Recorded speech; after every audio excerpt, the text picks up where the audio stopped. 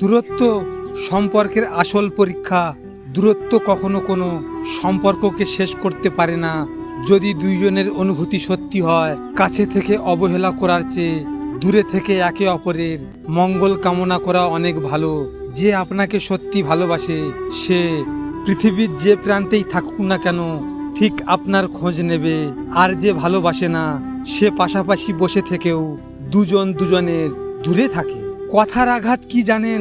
কথার আঘাত মানুষকে দুর্বল করে তোলে। মুখের কথা যখন বুকে এসে লাগে তখন মানুষ দুর্বল হয়ে পড়ে, চোখের কোণে জল আসে, কিন্তু সে কাঁদে না।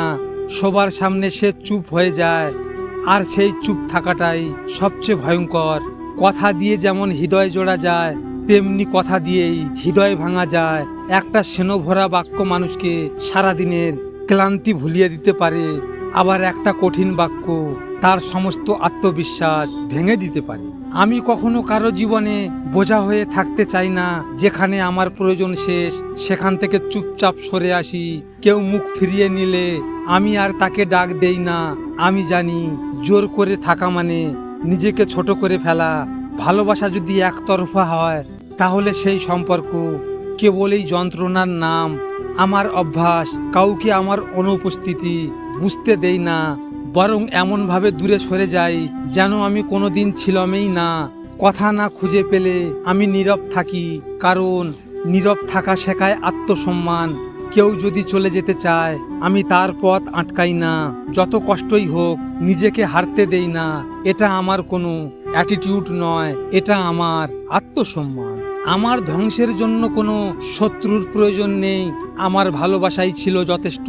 যাকে আপন ভেবে হৃদয়ে জায়গা দিয়েছিলাম সেই মানুষটাই নিঃশব্দে সব ভেঙে দিল। যে ভালোবাসাকে আশ্রয় মনে করেছিলাম সেই ভালোবাসাই হলো আমার সবচেয়ে বড় দুর্বলতা। শত্রু হলে হয়তো লড়তে পারতাম, কিন্তু ভালোবাসার কাছে আমি হার মানলাম। আজ বুঝি সব যুদ্ধ তলোয়ারে হয় না, কিছু যুদ্ধ হৃদয়ের ভিতরেই শেষ হয়ে যায়। আমার ধ্বংসের গল্পে তাই শত্রুর নয়, শুধু ভালোবাসার নামেই লেখা রইল। লজিক মোটিভেশন থেকে আমি গোপাল। যদি আপনাদের সাথে এমন ঘটনা ঘটে থাকে তাহলে মন খারাপ করে বসে থেকো না। মনে রেখো সময়ের সাথে সাথে সব কিছু বদলে যায়। ভিডিওটি শেয়ার করো তোমার প্রিয় মানুষের সাথে, অথবা যে তোমার ভালোবাসাকে অবহেলা করেছে তার সাথে।